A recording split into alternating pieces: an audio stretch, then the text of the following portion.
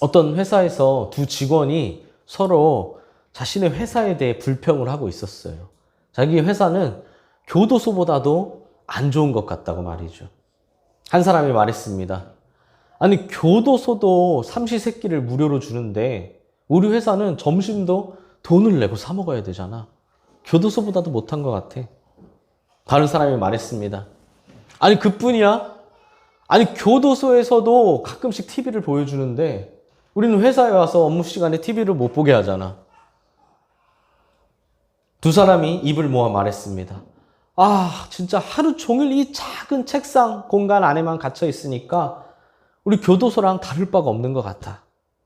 그때 우연히 지나가다가 그 말을 들은 사장이 두 직원에게 말했습니다. 자네들 기쁜 소식이 있어. 자네들이 이제 석방이야. 이제 자유의 몸이라는 거지.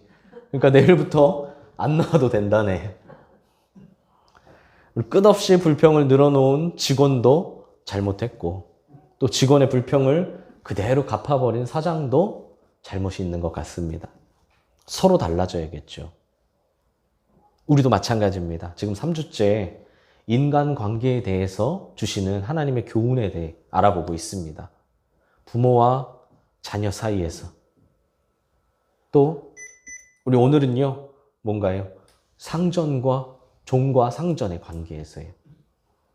늘 가장 중요한 것은 아는 것보다 행하는 것이죠. 작은 깨달음도 실천하는, 그냥 깨달을 것으로, 아, 맞아. 아, 그래. 좋은 말이었지. 아, 재밌는 말이었어. 라고 끝나지 않고 실천으로 삶이 변화되는 우리 모든 성도님들 되시길 바랍니다. 오늘 본문은 종과 상전 사이의 교훈이에요. 이는 지금 사회생활을 하고 있는, 그리고 앞으로 하게 될 모든 성도들에게 적용되는 교훈이죠. 오늘 교훈을 잘 이해하고 실천할 때 하나님께 사랑받을 뿐만 아니라 사람들에게도 사랑받는 우리 성도님들이 되실 줄 믿습니다. 먼저 하나님은 종들에게 권면하시죠. 육신의 상전들에게 순종하라 라고 말입니다. 이는 오늘 본문 앞에 있는 20절에 사용된 순종과 정확히 같은 단어입니다. 즉, 자녀가 부모에게 순종하듯이 종들은요, 자신을 고용한 육신의 상전들에게 순종해야 한다고 말합니다. 이 순종이 정확히 동일한 단어예요. 자녀가 부모에게 하듯이 똑같이 순종해야 한다는 겁니다. 이걸 그냥 말 그대로 단순히만 생각하면 오늘날 우리들이 추구하는 가치관과 완전히 배치되는 것 같은 느낌이 듭니다. 그러나 계속 반복하듯이요, 오늘 성경 말씀은요, 그냥 그 글자, 문자적인 이해로만 끝나서는 안 되고 그 말씀의 의미를 바르게 깨달아야 한다고 했습니다. 오늘 이 의미는 무엇인가요? 바로 설교 제목처럼 사람 앞에서 행하지 말고 하나님 앞에서 행하라는 뜻입니다. 하나님은 우리에게 눈가림만 하는 자가 되지 말라고 하십니다. 눈가림만 하는 자. 눈가림만 하는 자가 무슨 뜻인가요? 누군가의 눈 앞에서만, 누군가의 눈치만 보며 일하지 말고 누가 보든지 안 보든지 매사에 항상 성실해야 한다는 겁니다.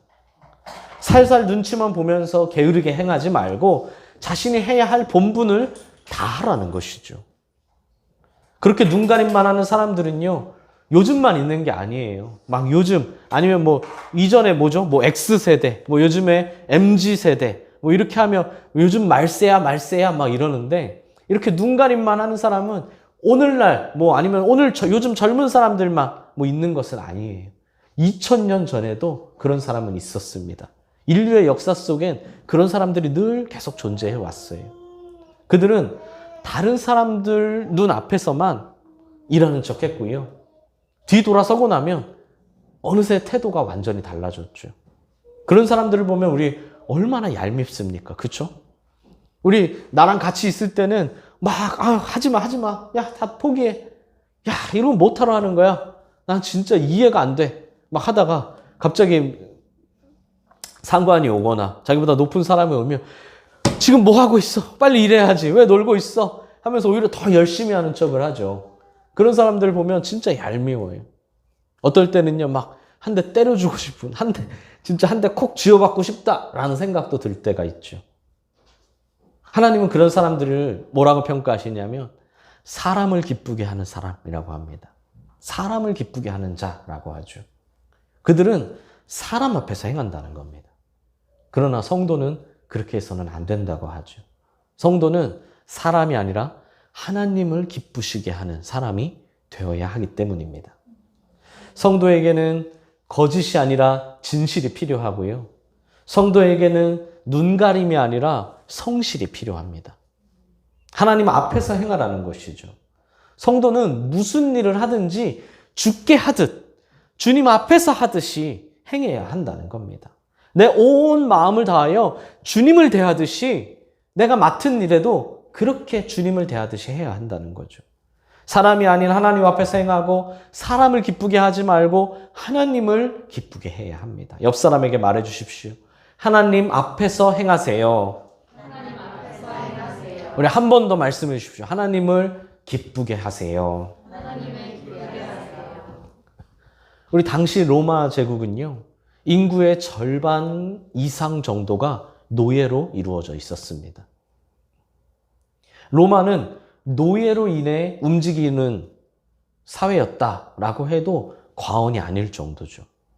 왜냐하면 로마는 보통 정복하잖아요. 그죠? 계속 정복해 왔습니다. 그리고 그 대부분의 노예들은요, 그 정복 전쟁에서 잡혀온 포로들이었죠. 그리고 그들은요, 모든 분야에서 다양하게 일했습니다.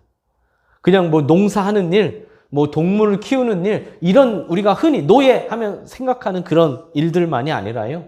그냥 모든 방면에서 사회, 정치, 모든 방면에서 다양하게 일했어요. 그리고 하나님은 그들에게 말씀하십니다. 지금 내가 하고 있는 일이 무엇이든지, 그것이 큰 일이든지 작은 일이든지, 그것이 힘든 일이든지 비교적 쉬운 일이든지 항상 하나님 앞에서 최선을 다하라고 말입니다. 우리의 직업은 하나님이 주신 일이기 때문에 무엇을 하든지 하나님 앞에서 행하라는 겁니다. 여기서 놓치지 말아야 할 것이요. 하나님은 이 말씀을 하면서 육신의 상전이라는 단어를 사용하십니다. 육신의 상전. 우린 이 땅에 있을 때 어떻게 느껴집니까?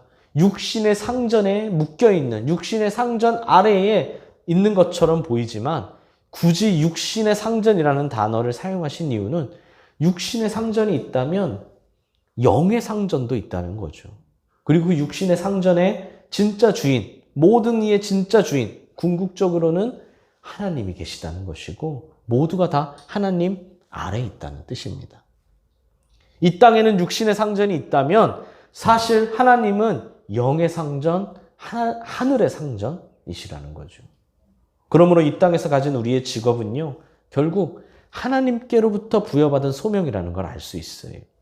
그냥 어쩌다 얻은 직업, 그냥 어쩌다 우연히 얻어 걸린 직업, 내가 어쩔 수 없이 하는 일이 아니라 하나님의 분명한 목적과 기대가 있다는 겁니다. 그 일은 분명히 하나님이 나에게 주신 직업이라는 거죠. 그러므로 진정한 성도라면 누구보다 성실해야 합니다. 우리가 하는 일터, 그 일터의 주인은 사실은 나보다 높은 사람, 혹은 사장, 혹은 원장, 아니면 이 일터의 주인은요, 그런 사장이나 원장이 아니라 사실은 그 일터의 주인도 하나님이시기 때문입니다. 이번 주일 칼럼에도 썼지만요, 하나님은 우리가 행한 대로 갚아주시는 분이십니다. 모든 성도는 자신의 일을 통해, 내가 가진 직업을 통해 하나님을 섬길 수 있고 주님으로부터 상급을 받게 됩니다. 그럼 그 반대는 어떻겠습니까? 행한 대로 갚아주시거든요. 그럼 그 반대, 불의를 행한 자는 마땅히 그 불의에 상응하는 보응을 받게 된다는 겁니다. 우리는 하나님이 모든 삶의 마지막 재판관이라는 사실을 절대 잊지 않고 살아가야 합니다. 이 땅에서는 무조건 콩 심은 데 콩 나고 팥 심은 데 팥 나는 것은 아닙니다. 콩을 심었는데요, 팥이 나기도 하고요. 팥을 심었는데 콩이나 팥은커녕 아무것도 얻지 못할 때도 있습니다.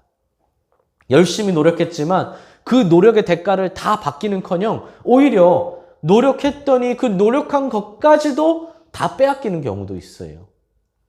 내 공로를, 내 능력을, 내 힘을 누군가에게 그냥 다 뺏긴다는 거예요.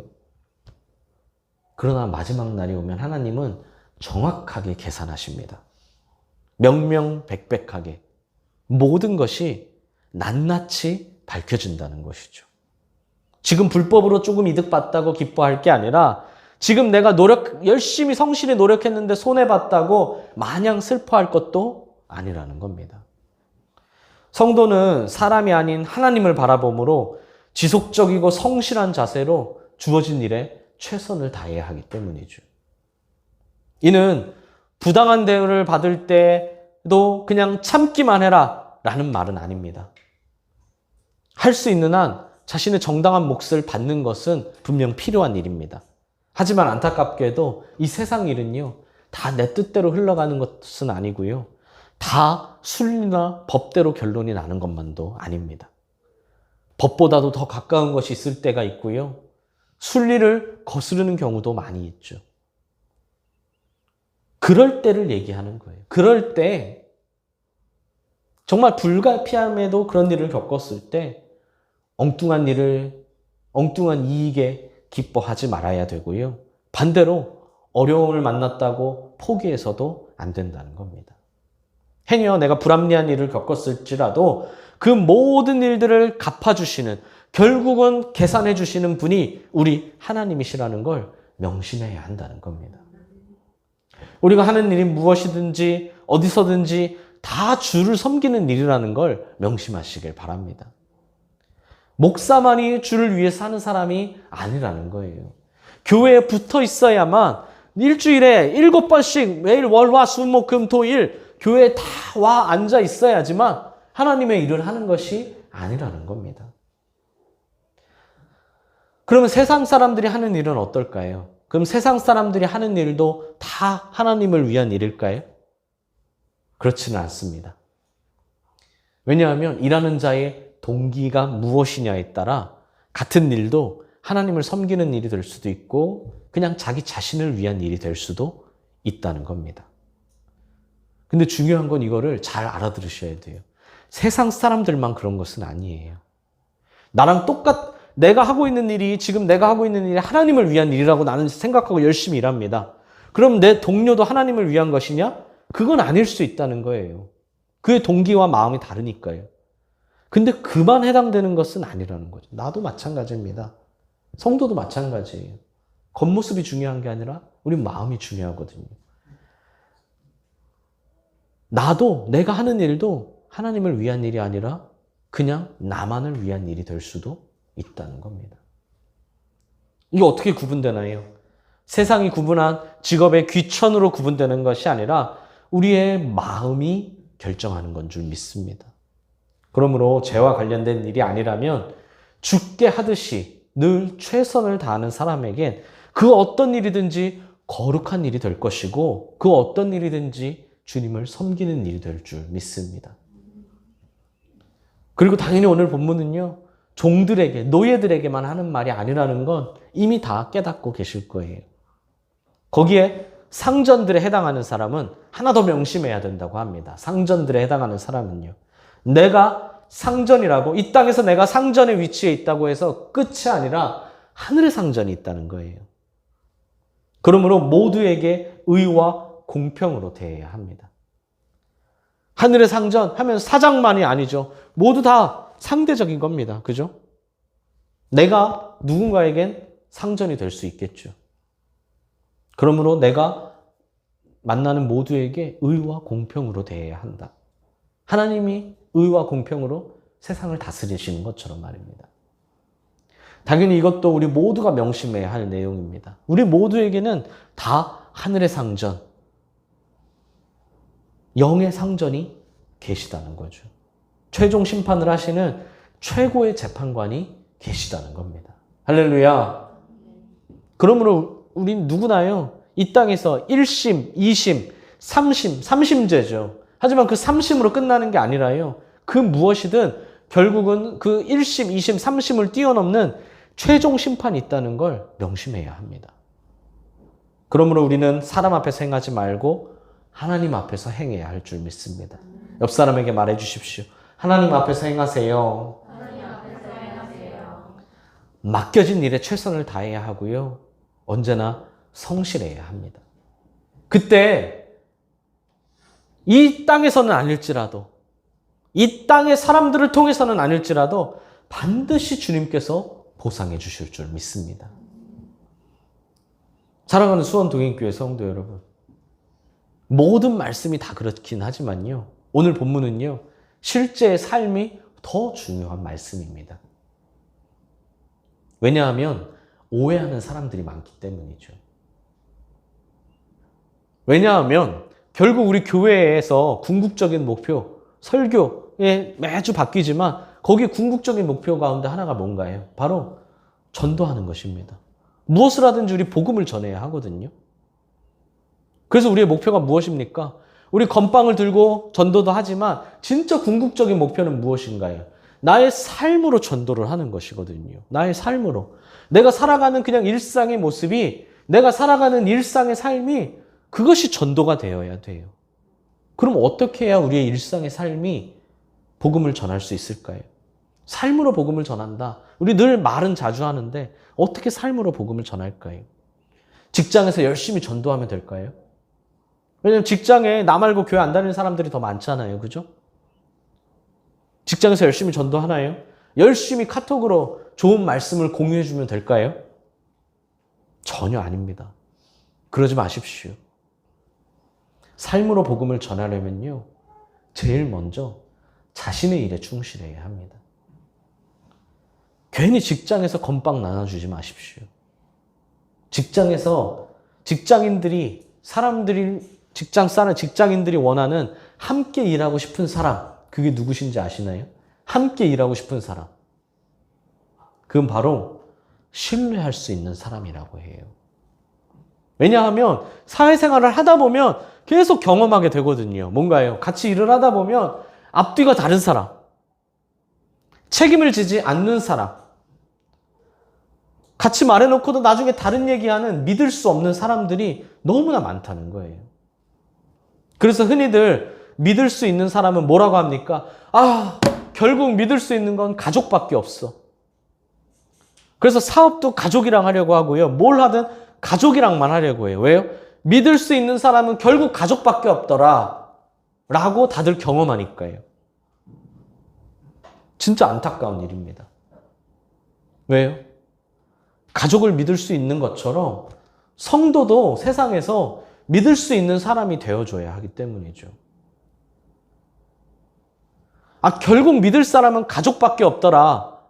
이 말에, 결국 믿을 사람은, 그래도 성도는, 교회 다니는 사람은 믿을만 하더라 라는 평가가 있어야 되거든요. 근데 그러지 못했으니 믿을 건 가족밖에 없어 라는 말밖에 없지 않겠습니까? 만약에 성도가 내가 만나는 모든 이에게 다 죽게 하듯이 하고 내게 맡겨진 일도 죽게 하듯이 한다면 누가 신뢰하지 않겠습니까? 그러다가 그 사람이랑 이렇게 관계를 맺다가 나중에 우리가 그렇게 성실하게 살아왔고 우리가 그렇게 정직하게 살아왔고 우리가 그렇게 부지런하게 살아왔던 이유가 나의 신앙 때문이라는 걸 그 사람이 나중에 알게 되었다면 어찌 그들이 놀라지 않을 수 있고 어찌 그들의 마음이 움직이지 않을 수 있겠습니까? 내가 교회 붙이고 다니고 전도지 하고 다닌다고 해서 삶으로 전도하는 것이 아니라는 거예요. 내가 누구를 만나든 누구든 죽게 하듯 할 때 그것이 삶으로 전도하는 방법인 줄 믿습니다. 옆 사람에게 말해 주십시오. 업무 테마는 전도 테마입니다. 직장에서 절대 잊지 마셔야 할 것이요. 나는 성도라는 거예요. 어느 직장이든지 어느 곳이든지 절대 잊지 말아야 할 것은 내가 교회라는 겁니다. 내가 성도고요. 내가 교회예요. 우리가 볼 때 세상은 어떻습니까? 세상은 교회와 성도의 안 좋은 면만 찾아서 보는 것 같습니다. 안 좋은 것만 찾아서 비판해요. 그런데요, 그게 당연한 겁니다. 9번 잘하다가도요, 한 번 못하면 그 못한 것만 눈에 보이는 게 인간의 본성이죠. 솔직히 우리도 그렇지 않습니까?